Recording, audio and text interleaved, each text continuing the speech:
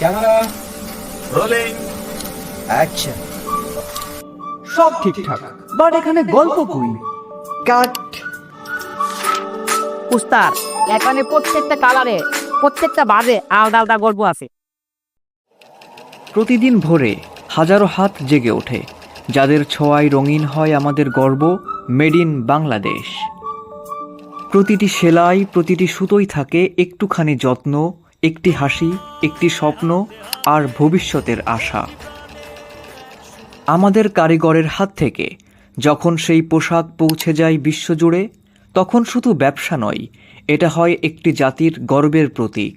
এটাই আমাদের গল্প, এটাই রঙের গল্প, এটাই বাংলাদেশের গল্প।